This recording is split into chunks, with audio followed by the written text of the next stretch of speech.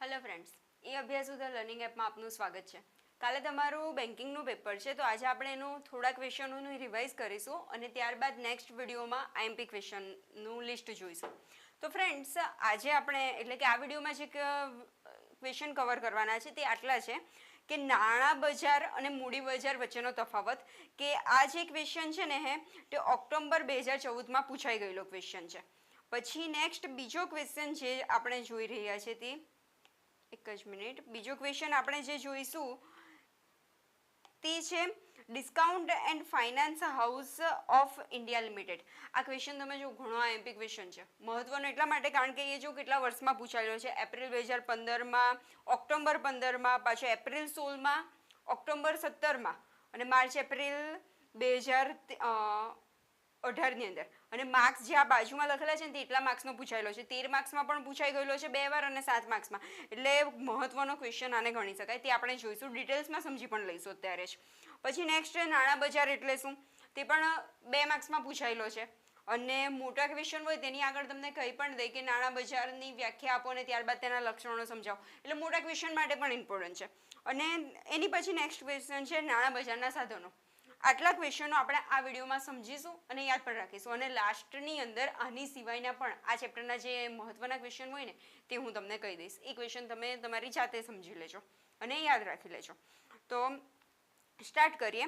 પહેલું છે નાણાં બજાર એટલે શું, એ ક્વેશ્ચનનો અર્થ સમજીએ કે નાણાં બજાર એનો અર્થ શું થાય, એની વ્યાખ્યા તે આપણે લખવાની છે. તો પહેલાં જ તમને કહીએ કે બજાર એટલે શું. બજાર શબ્દથી તો બધા જ વાકેફ છો. માર્કેટ જઈને આવીએ કે રૂટીન લાઈફનો શબ્દ છે કે જોયેલું પણ હશે. કે ધારો કે એક્ઝામ્પલ તરીકે લઈએ કે શાક માર્કેટ. આપણે વેજીટેબલ માર્કેટ, જ્યારે પણ શાકની જરૂર પડે, શાકભાજી ઘરમાં પૂરું થઈ જાય તો આપણે શાક માર્કેટે જઈને લઈ આવીએ છીએ. તો શાક માર્કેટ એટલે જ્યારે એ શાકની જરૂર પડે ત્યારે શાક માર્કેટે જઈએ છીએ, વેજીટેબલની જરૂર પડે ત્યારે વેજીટેબલ પરચેસ કરવા ત્યાં ગાડી જઈએ છીએ. એ જ રીતે નાણાંની જરૂરિયાત ઉદ્ભવે કે નાણાંની જ્યારે જરૂર ઉદ્ભવે ત્યારે તેની લેવડ દેવડ કરવા કે એને આપલે કરવા માટેનું જે માર્કેટ હોય તેને આપણે નાણાં બજાર કહીશું. શોર્ટમાં કહીએ તો નાણાં બજાર એને કહીશું કે જ્યાં ગાડી નાણાંની આપલે થઈ શકે, ધિરાણ થઈ શકે, પૈસા લઈ શકીએ. હવે તમે કહેશો કે નાણાંની હવે તો કેવી જરૂરિયાત કે જે ખરીદ વેચાણ થાય છે. કે આપણે એક્ઝામ્પલ તરીકે લઈએ કે સરકાર છે, ગવર્મેન્ટ, કે જે બધું જ કામકાજ કરે છે તો એને પણ પૈસા ખૂટી શકે છે. તો ગવર્મેન્ટને જરૂર પડી શકે. એની સિવાય બેન્કો છે, નાની મોટી જે બેન્કો છે એમાં પણ પૈસાની જરૂર પડી શકે છે. કે તો પછી કોઈક વેપારી સંસ્થાઓ છે કે જેમને પોતાનો વેપાર ધંધાકીય એકમ સારી રીતે ચલાવવા માટે કંઈક ઓચિંતી કે તો પછી સંજોગોવશ પૈસાની જરૂર પડે તો ત્યારે તે લોકો નાણાં બજારમાંથી પોતાના પૈસા મેળવી શકે છે, નાણું મેળવી શકે છે. તો એ જ છે કે જ્યાં ગાડી જે સ્થળે નાણાંની ધિરાણ થાય, આપલે થાય, તો એ સ્થળને આપણે કહીશું નાણાં બજાર. પણ નાણાં બજારમાં છે ને એક વસ્તુ ધ્યાનમાં રાખવાનું છે કે ત્યાં ગાડીથી આપણને પૈસાની આપલે તો થઈ જશે, પૈસા તો મળી જશે, પરંતુ ધ્યાનમાં શું રાખવાનું છે, નાણાં બજારમાં માત્ર ટૂંકા ગાળાના કે શોર્ટ ટર્મ પૈસાની જરૂર પડે ને તેનો જ સમાવેશ નાણાં બજારમાં થાય છે. નાણાં બજારની અંદર શું આવશે, ટૂંકા ગાળાના નાણાંની જરૂરિયાત ઉદ્ભવે ત્યારે તેની આપલે કરવામાં આવે તે સ્થળને આપણે નાણાં બજાર કહીશું. તો એની ડેફિનેશન જોઈએ. નાણાં બજાર એટલે ટૂંકી મુદતનું ધિરાણ આપવા અને મેળવવા માટેનું સ્થળ. એકદમ સિમ્પલ ડેફિનેશન છે કે ટૂંકી મુદતનું એટલે કે શોર્ટ ટર્મ પૈસાની જરૂર પડે ટૂંકા સમય માટે અને ટૂંકા સમય માટે નાણાં લેવા હોય તો એના માટેનું જે સ્થળ હોય તેને આપણે નાણાં બજાર કહીશું. કે એને શું કહીશું, મની માર્કેટ. આપણે મની માર્કેટ કહીશું. હવે નેક્સ્ટ ડેફિનેશન જોઈએ. જુદા જુદા પ્રકારની ટૂંકી મુદતની જામીનગીરીઓની લેવડ દેવડ કરતી, એટલે કે અલગ અલગ ટાઈપની જુદી જુદી, કેમ કે સરકારી જામીનગીરી હોય કે તો બીજી કંઈક અન્ય વચન ચીઠ્ઠી હોય કે કોઈ પણ પ્રકારની અલગ અલગ પ્રકારની જે પણ જામીનગીરી હોય તેની લેવડ દેવડ કરતી સંસ્થાઓ અથવા તો પેઢીઓનો સમૂહ જે હોય તેને આપણે નાણાં બજાર કહીશું. એ જ આ ડેફિનેશનમાં છે કે જુદા જુદા પ્રકારની નાણાંની લેવડ દેવડ કરતી જુદી જુદી પેઢીઓ અને સંસ્થાઓનું સામૂહિક નામ એટલે નાણાં બજાર. તો 2 ડેફિનેશન જોઈ, સિમ્પલ હતી બંને ડેફિનેશન. આઈ હોપ કે તમને નાણાં બજાર એટલે શું એ ખ્યાલ આવી ગયો હશે. નાણાં બજારનો કોન્સેપ્ટમાં એક વસ્તુ યાદ રાખજો કે એની અંદર છે ને ટૂંકા ગાળામાં જ્યારે નાણાંની જરૂરિયાત પડે તે અને નાણાંની લેવડ દેવડ થતી સ્થળ કે એને આપણે નાણાં બજાર કહીશું. હવે નેક્સ્ટ જોઈએ નાણાં બજારના સાધનો. આપણે અગાઉ જોયું જુદી જુદી પ્રકારની જામીનગીરીઓ કે જુદી જુદી પ્રકારની જામીનગીરીઓ દ્વારા થાય છે તે કયા કયા પ્રકારની, એના સાધનો કયા કયા છે તે આપણે જોવાનું છે આ ક્વેશ્ચનમાં કે નાણાં બજારના સાધનો કયા કયા છે. તો નાણાં બજારના સાધનો જણાવો, એપ્રિલ 2016માં પૂછાયેલો ક્વેશ્ચન છે. 2 માર્ક્સમાં પણ પૂછાઈ શકે છે, લોંગ ક્વેશ્ચનમાં પણ પૂછાઈ શકે છે. તો નાણાં બજારના મુખ્યત્વે નીચે આપેલા સાધનો છે. પહેલું છે વાણિજ્ય પત્રો, વાણિજ્ય વેપારને લગતા જે પત્રો હોય તે, પત્રો, વેપારી બિલો, વચન ચિઠ્ઠીઓનો સમાવેશ થાય છે. નાણાં બજારની અંદર વચન ચિઠ્ઠી એસવાય બીકોમની અંદર આવી જ ગયું છે ડિટેલ્સમાં. જો ખ્યાલ ના હોય તો તમને એકવાર શોર્ટમાં સમજાવું કે પ્રોમિસરી નોટ, વચન ચિઠ્ઠી એટલે પ્રોમિસરી નોટ આપણે ઇંગ્લિશમાં કહીએ છીએ કે સામેથી વચન આપે કે આટલા પૈસા હું આટલી તારીખે તને ચૂકવી આપીશ એવું વચન આપતું જે દસ્તાવેજ હોય તેને આપણે વચન ચિઠ્ઠી કહીએ છીએ. તો એ ટાઈપનું દસ્તાવેજ. અથવા પછી બીજું શું છે, ટ્રેઝરી બિલો. ટ્રેઝરી બિલોની પણ શોર્ટ નોટ કે 2 માર્ક્સમાં ક્વેશ્ચન પૂછાઈ શકે છે, એટલે તમને થોડું ડીપમાં સમજાવું તો ટ્રેઝરી બિલ એટલે કેવું હોય કે જેમાં ગવર્મેન્ટ હોય કે ગવર્મેન્ટને પૈસાની જરૂર પડે તો એ બોન્ડ દ્વારા, એક બોન્ડ કે આપણે પ્રોમિસરી નોટ જ એને કહી શકીએ કે બાંધી મુદતની પ્રોમિસરી નોટ ટાઈપ એ બહાર પાડે. પૈસા જ્યારે પણ ગવર્મેન્ટ બહાર પાડે તેને આપણે ટ્રેઝરી બિલ કહીએ છીએ કે ડિસ્કાઉન્ટ સાથે બાંધી મુદત માટે બહાર પાડેલી નોટિસ જેને ટ્રેઝરી બિલ કહેવાય છે. ને કેટલા દિવસનું હોય કે 14 દિવસ પછી, 91 દિવસ પછી, 142 દિવસ, 182 દિવસ પછી, અલગ અલગ મુદત પછી નાણાં ચૂકવી આપશે એ ટાઈપનું હોય છે. હવે ટ્રેઝરી બિલ અમુક કેવા હોય કે જે છે ને ડિસ્કાઉન્ટથી બહાર પાડવામાં આવતા હોય, કે તો પછી અમુક એવા હોય કે 0% વ્યાજથી હોય, અમુક એવા હોય કે 8% કે 9% વ્યાજથી હોય. તો તમે કહેશો કે ફ્રેન્ડ્સ 0% ના હોય તો એ કોણ ખરીદશે? કે ટ્રેઝરી બિલ આપણે ખરીદવાના 100 રૂપિયામાં ખરીદવાના ને એમાં વ્યાજ પણ નહીં મળે તો ખરીદશે કોણ? તો ફ્રેન્ડ્સ એ કેવા પ્રકારના હોય કે 100 રૂપિયાનો હોય ને તો 90 રૂપિયા એટલે ડિસ્કાઉન્ટ સાથે બહાર પાડેલો હોય કે જ્યારે આપણે પરચેસ કરીશું, ગવર્મેન્ટ પાસેથી ખરીદીશું ત્યારે 90 રૂપિયામાં ખરીદીશું અને 90 રૂપિયામાં આપણે ખરીદી લીધા અને પછી જ્યારે ગવર્મેન્ટ આપણને પાછા ટ્રેઝરી બિલના પૈસા જ્યારે પાછા આપશે કે જ્યારે આપણે વેચીશું ત્યારે એ 100 રૂપિયામાં જ વેચાશે, એની જે કિંમત હશે. એટલે જે 10 રૂપિયાનો ડિફરન્સ આવે ને તે ફાયદો થઈ જશે. એટલે એક પ્રકારનું એ ટાઈપનું આપણને રિવોર્ડ મળશે. તો એ છે ટ્રેઝરી બિલ, બાંધી મુદત ટાઈપનું પ્રોમિસરી નોટ ટાઈપ સરકાર બહાર પાડે છે, ગવર્મેન્ટ બહાર પાડે છે. પછી નેક્સ્ટ છે બેંકોની સ્વીકૃતિ પત્રો. બેંકોની સ્વીકૃતિ પત્રો કે બેંક એક્સેપ્ટ કરે કે હા આટલી લાયબિલિટી છે તે હું તમારા વટી ચૂકવી આપીશ, એ ટાઈપના જે સ્વીકૃતિ પત્રો હોય તેને આપણે કહીશું. આપણે એક્ઝામ્પલ તરીકે અહીંયા આગળ ચેક પણ લઈ શકીએ એની અંદર કે ચેક ટાઈપના, કે ચેકની અંદર પણ પૈસા એટલા જે પણ આપણે જેની પર જે વ્યક્તિ પર લખ્યા હોય એ વ્યક્તિને ચૂકવી આપે છે બેંક, એ ટાઈપનું. પછી નેક્સ્ટ છે ટૂંકી મુદતની સરકારી જામીનગીરીઓ. આપણે જોયું તેમ જે પણ નાણાં બજાર હોય તો નાણાં બજારમાં અગાઉ તમને કહું કે એમાં ટૂંકા ગાળાના જે પણ નાણાંની જરૂરિયાત હોય તેનો જ સમાવેશ થશે. એટલે ટૂંકી મુદતની સરકારી જે જામીનગીરીઓ હોય તેનો નાણાં બજારમાં સમાવેશ થશે સાધન તરીકે. પછી નેક્સ્ટ છે અર્ધ સરકારી સંસ્થાઓના ટૂંકા ગાળાના પત્રકો, અર્ધ સરકારી ગવર્મેન્ટ હોય તે. પછી કોમર્શિયલ પેપરો વિવિધ ટાઈપના ડ્રાફ્ટ, નોટ્સ એ બધા બહાર પડતા જ હોય છે, તો એનો સમાવેશ પણ નાણાં બજારમાં થાય છે એક સાધન તરીકે. ને આ જે કોમર્શિયલ પેપરો હોય ને તે હાઈ રેટેડ કંપની હોય કે હાઈ રેટેડ કંપની હોય ને તે બહાર પાડતી હોય અને જે પણ કોમર્શિયલ પેપરો હોય ને તે મિનિમમ 7 દિવસના તો હોય છે અને મેક્સિમમ 1 વર્ષ સુધીના હોય, 1 વર્ષ સુધીની મુદત ના હોય કે 6 મહિના સુધીની મુદત ના હોય. પણ એમાં એટલું વસ્તુ છે કે કોમર્શિયલ પત્રકો હોય તે મિનિમમ 7 દિવસના તો હોય જ કે 7 દિવસ પછી પાછા પરત પૈસા કરવાના હોય એ રીતના. તે ડ્રાફ્ટ હોય છે, નોટ્સ હોય છે, ચેક હોય છે, એ બધા કોમર્શિયલ પત્રકો છે કે જેના દ્વારા પણ નાણાં મેળવી શકે છે ટૂંકા ગાળાના. પછી હુંડીઓ આપણે શીખી જ ગયા છે 11-12માં, દેવી હુંડી, લેણી હુંડી કે વિવિધ પ્રકારની હુંડીઓ કે જે હુંડી લખીને પણ પૈસા જેવું કાર્ય કરે એ ટાઈપનું. તો એ છે. તો આટલા ટોટલ સાધનો હતા નાણાં બજારના સાધનોનું લિસ્ટ. વાણિજ્ય પત્રકો, ટ્રેઝરી બિલ, બેંકોના સ્વીકૃતિ પત્રકો, ટૂંકી મુદતની સરકારી જામીનગીરીઓ, પછી અર્ધ સરકારી સંસ્થાઓની ટૂંકા ગાળાના પત્રકો, કોમર્શિયલ પત્રકો અને હુંડીઓ. આ ટોટલ આટલી સાધનો નાણાં બજારના સાધનો છે. હવે નેક્સ્ટ આપણે જોઈશું નાણાં બજાર અને મૂડી બજાર વચ્ચેનો તફાવત. નાણાં બજાર અને મૂડી બજાર વચ્ચેનો તફાવત શું છે? નાણાં બજાર એટલે તો તમને ખ્યાલ આવી ગયો કે જ્યારે ટૂંકા ગાળાની પૈસાની આપ-લે કરવા માટે પૈસા જે પણ સ્થળ છે કે જે પણ કંઈક છે તેને આપણે નાણાં બજાર કહીશું જ્યારે નાણાંની જરૂરત હોય. તો આ મૂડી બજાર પણ એ જ છે કે પૈસાનું જ્યારે આપણે ધિરાણ કરી શકીએ કે લેનદેન કરી શકીએ એ જ ટાઈપનું છે. પરંતુ મૂડી બજારમાં શું આવશે ખબર કે મૂડી બજારમાં 1 વર્ષ કરતાં વધારે ટાઈમ પીરિયડનું એટલે કે લાંબા ગાળાના નાણાં પણ મેળવી શકાય. લાંબા ગાળાના નાણાં મૂડી બજારમાં આવશે અને નાણાં બજારની અંદર 1 વર્ષ કરતાં ઓછાના આવશે. આપણે ડીપમાં તફાવત જોઈએ કે માર્કેટની અંદર પૈસા મેળવવા માટે એટલે કે નાણાંની આપ લે કરવા માટે ફાઇનાન્શિયલ માર્કેટ છે અને ફાઇનાન્શિયલ માર્કેટના 2 ભાગ પડે છે. એક ભાગ છે મની માર્કેટ એટલે કે નાણાં બજાર અને બીજો ભાગ છે તે છે કેપિટલ માર્કેટ એટલે મૂડી બજાર. તો હવે આ બંને ભાગ વચ્ચેનો તફાવત આપણે જોવાના છે. તો નાણાં બજાર અને મૂડી બજાર, પહેલું છે સમય. બંનેની સમય મર્યાદા કેટલી હોય છે, કેટલી મુદતનું હોય છે તે આપણે લખવાનું છે આ ટોપિકમાં. જો તમારે પેરેગ્રાફ વાઇઝ આપેલું છે તમારી બુકની અંદર તફાવત, આપણે થોડું સિમ્પલી સમજી શકીએ એટલે તફાવત ટાઈપ કરીએ છીએ કે પહેલું છે સમય. તો સમય કેટલો હોય છે તો નાણાં બજારની અંદર છે ને 1 દિવસથી લઈને 1 વર્ષ સુધીનો હોય છે. એટલે મેક્સિમમમાં મેક્સિમમ 1 વર્ષથી વધારે મુદતના નાણાં કે ધિરાણ કે જે પણ કંઈક બહાર પાડવામાં આવ્યું તે પાડી ના શકાય નાણાં બજારની અંદર. જ્યારે મૂડી બજારમાં 5 વર્ષથી લઈને 20 વર્ષ સુધીના પણ હોઈ શકે છે. મૂડી બજારનું એક એક્ઝામ્પલ આપું તો શેર છે, ડિબેન્ચર છે, એ એક પ્રકારનું મૂડી બજાર છે કે જે આપણે જોઈએ છે કે કંઈક 1 વર્ષ પૂરતું નહીં, ઘણા એવા હોય કે 3 વર્ષના હોય, 5 વર્ષના હોય, શેરની મર્યાદા નહીં હોતી. એટલે એ આપણે આવશે મૂડી બજારમાં.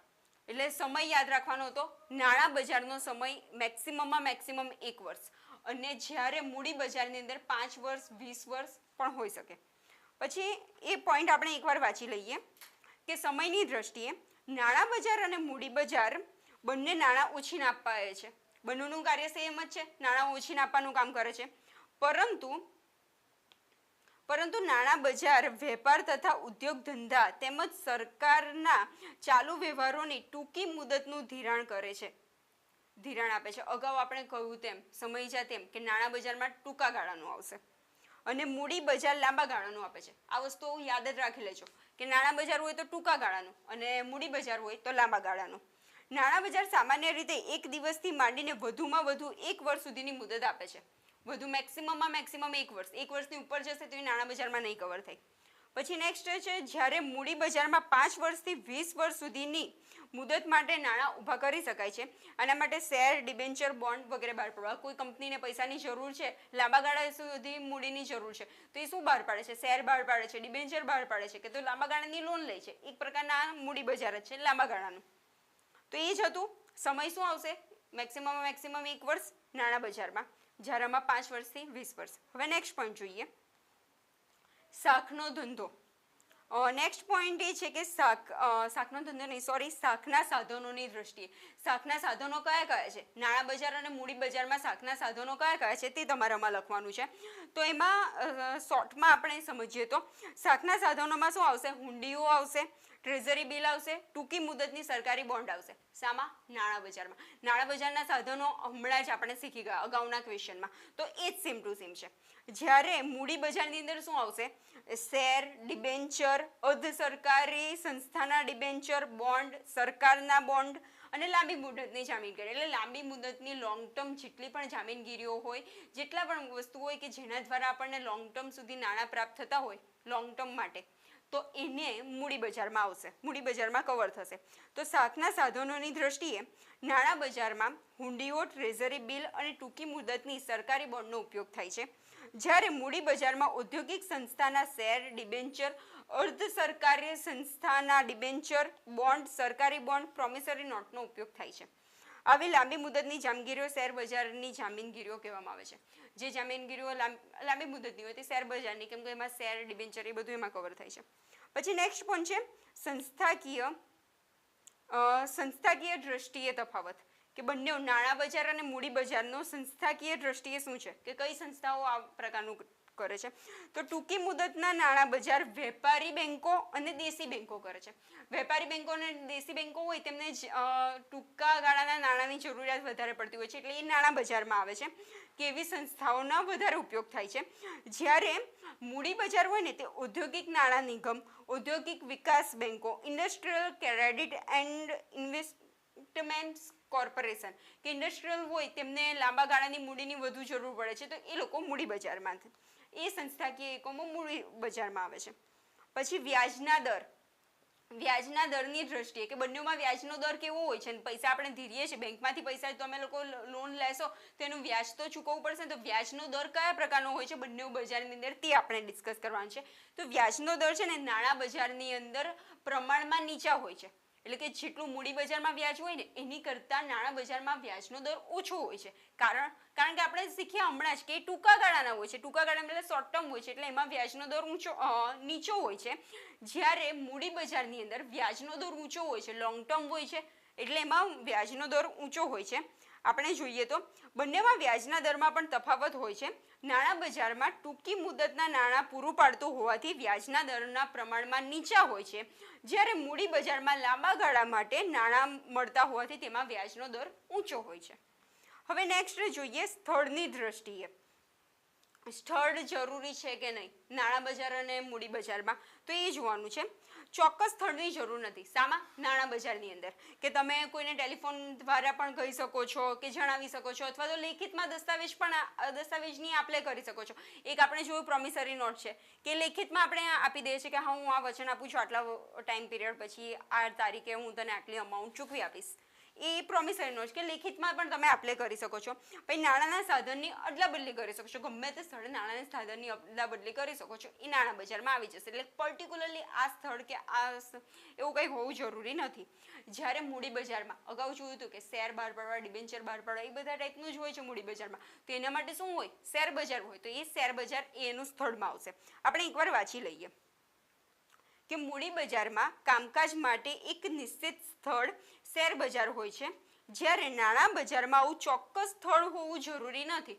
કોઈ ચોક્કસ સ્થળ હોવું જરૂરી નથી. તેમાં સોદો ટેલિફોન પર વાતચીત દ્વારા જ થાય છે. પાછળથી સોદામાં લેખિત દસ્તાવેજો કરવામાં આવે છે. વાતચીત દ્વારા પણ પતી જાય ને પછી જો પાછળથી એવું લાગે તો લેખિત દસ્તાવેજ પણ કરી દેવામાં આવે છે.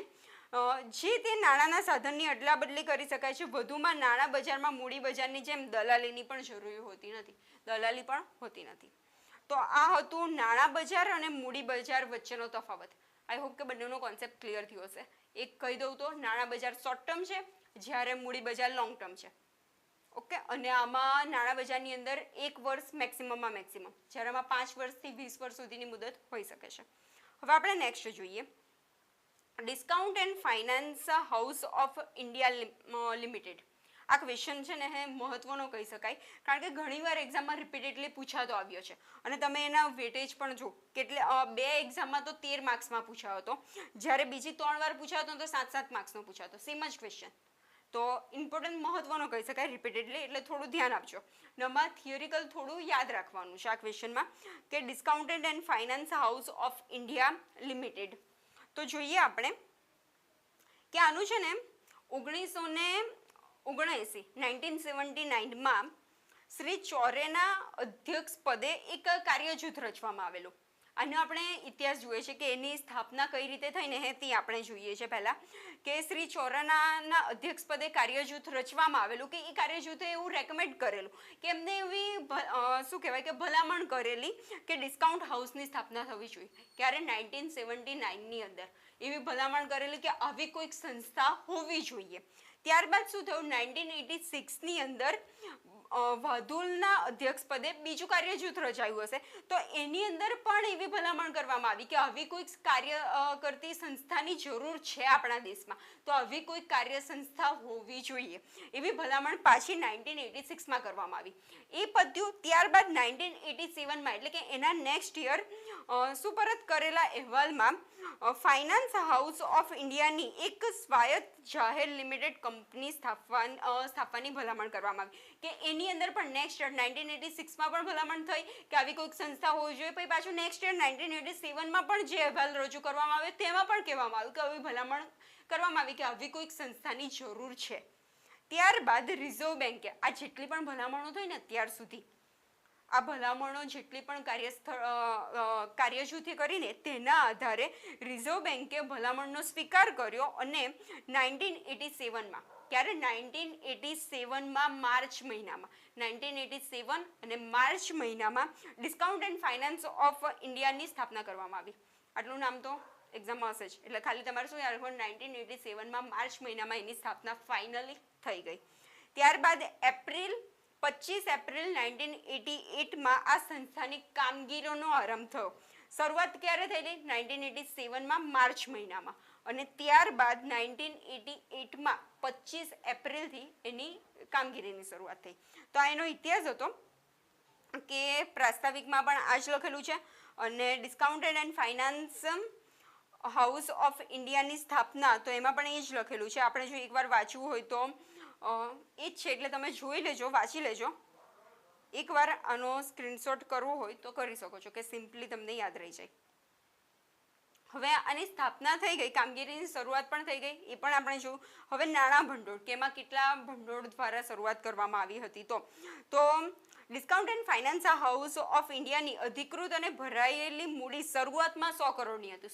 ક્યારે 100 કરોડની હતી? શરૂઆતમાં જ્યારે સ્થાપના થઈ ને ત્યારે 100 કરોડની હતી. એ 100 કરોડ કેવી રીતના હતા કે રિઝર્વ બેન્કે છે ને 51 કરોડ રોકેલા એમાં, પછી જાહેર ક્ષેત્રની જે બેન્કો હતી એને 33 કરોડ રોકેલા, અને અન્ય નાણાકીય સંસ્થાઓએ 16 કરોડ રોકેલા. આ રીતે 100 કરોડની મૂડી સાથે શરૂઆત થઈ હતી. ત્યારબાદ પરંતુ તાજેતરમાં discount and finance house of ઇન્ડિયાની અધિકૃત મૂડી વધારીને 250 કરોડ કરવામાં આવી. ત્યારે 100 કરોડ હતી, અત્યારે 250 કરોડ થઈ ગઈ છે, જ્યારે હાલની ભરાયેલી મૂડી 200 કરોડ છે. આંકડાકીય માહિતી છે કે જે તમે યાદ રાખી શકો છો તો વધારે બેટર રહેશે, કેમ કે ક્વેશ્ચન ઘણો મહત્વનો છે. પછી નેક્સ્ટ છે કે વિવિધ સંસ્થાઓનો કેટલો હિસ્સો છે. આ જે શેર મૂડી છે, શેર મૂડીમાં જે અલગ અલગ સંસ્થાઓ છે એમનો હિસ્સો કેટલા ટકાનો છે discount and finance house of ઇન્ડિયામાં? તો state bank of India and તેની એસોસિએટ બેંકો, જે સ્ટેટ બેંક ઓફ ઇન્ડિયા છે તે અને એની બીજી જે એસોસિએટ બેંકો છે તેનો 58.8%નો શેરમાં ભાગ છે. પછી રાષ્ટ્રીયકૃત બેંકોનો 32.7% અને અખિલ ભારત નાણાકીય સંસ્થાઓ અને ખાનગી સંસ્થાઓનો 8.5%, આટલો એનો ભાગ છે. તદુપરાંત આ સંસ્થાને તેની કાર્યશીલ મૂડી માટે જાહેર ક્ષેત્રની બેંકો સાથે ઉછીના નાણાં લેવાની તથા રિઝર્વ બેંક પાસેથી પુનઃધિરાણની સવલતો મેળવવાની પણ છૂટ છે. ઓછીના નાણાં લેવાની કે વિવિધ પ્રકારની એને છૂટ આપવામાં આવેલી છે. હવે સંચાલન, આ જે પણ છે તેની સંસ્થાનું સંચાલન કઈ રીતે થાય છે? તો આ સંસ્થાના સંચાલન માટે એક બોર્ડ ઓફ ડિરેક્ટરની રચના કરવામાં આવી છે, કે તેમાં ટોટલ છે ને 7 બોર્ડ ઓફ ડિરેક્ટર છે. ટોટલ 7 ડિરેક્ટરો છે. આપણે જોઈએ કયા કયા છે. તો એક ચેરમેન, એક મેનેજિંગ ડિરેક્ટર તથા ઉપરાંત બેંકો અને નાણાકીય સંસ્થાઓનું પ્રતિનિધિત્વ કરતા 7 ડિરેક્ટરો એ રીતે છે. એક ચેરમેન છે, એક મેનેજિંગ ડિરેક્ટર છે, અને બેંકો અને નાણાકીય સંસ્થાઓનું પ્રતિનિધિત્વ કરતા 7 ડિરેક્ટરો છે. ટોટલ આટલા લોકો સંચાલન કરી રહ્યા છે આ સંસ્થાનું. હવે એના કાર્યો જોઈએ આપણે, તેનો કઈ રીતે સ્થાપના થઈ, ભલામણો થઈ બધાની, પછી રિઝર્વ બેન્કે સ્થાપના કરી એ જોયું, એનું પછી સંચાલન કોણ કરે છે એ જોયું. હવે એના કાર્યો લખવાના છે. તો કાર્ય નાણાં બજારની એક વિશિષ્ટ સંસ્થા છે. તેનો મુખ્ય હેતુ શું છે કે નાણાં બજારની જે પણ પ્રવૃત્તિઓ છે તેને વેગ આપવાનો છે. કે હવે ટ્રેઝરી જે બિલ છે એ બહાર પડી રહ્યા છે તો એમાં જનતા જાગૃત થાય એ ટાઈપના બધા અલગ અલગ કાર્ય છે. આપણે ડિટેલ્સમાં જોઈએ કે 182 દિવસના ટ્રેઝરી બિલોનું ખરીદ વેચાણ કરવું. જે બિલ ટ્રેઝરી બિલ ગવર્મેન્ટ બહાર પાડી રહ્યા છે એનું ખરીદ વેચાણ થાય, બધા ખરીદ વેચાણ વધુ પડતું કરે તે માટે એને ધ્યાન આપવાનું છે કે ખરીદ વેચાણ કરવાનું છે.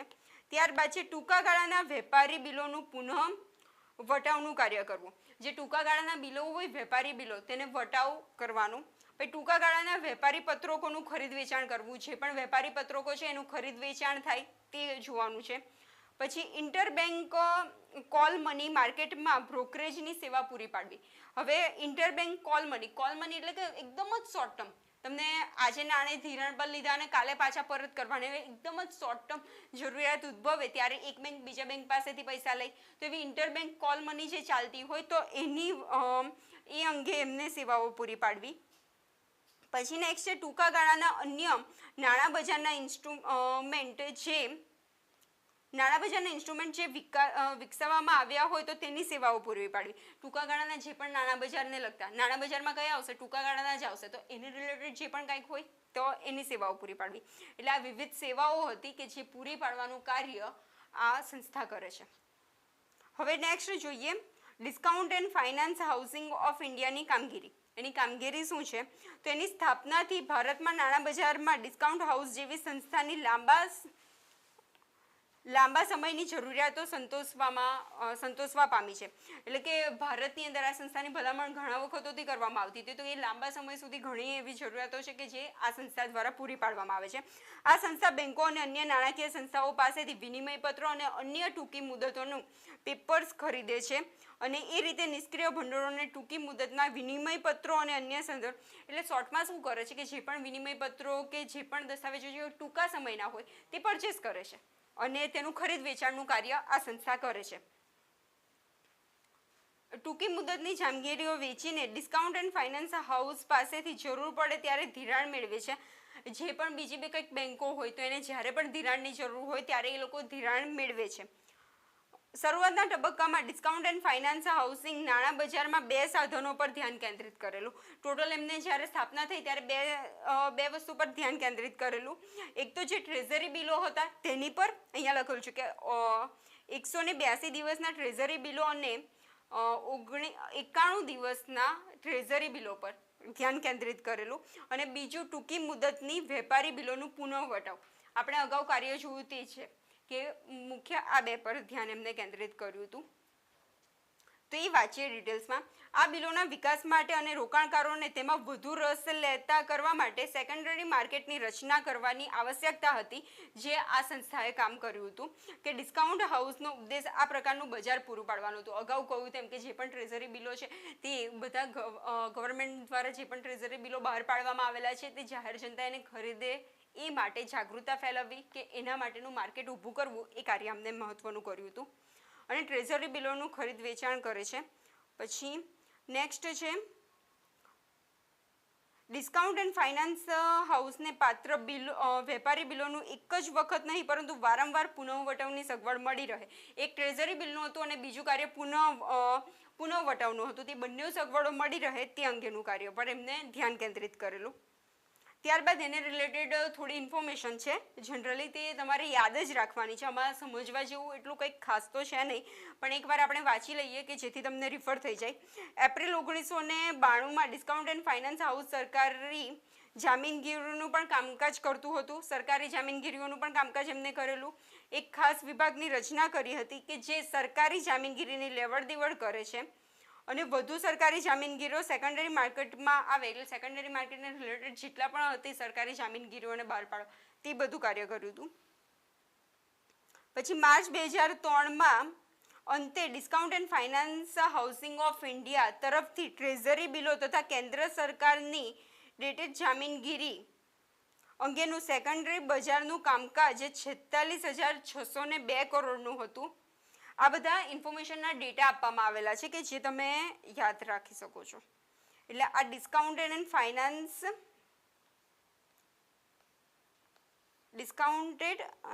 ફાઇનાન્સ એક મિનિટ.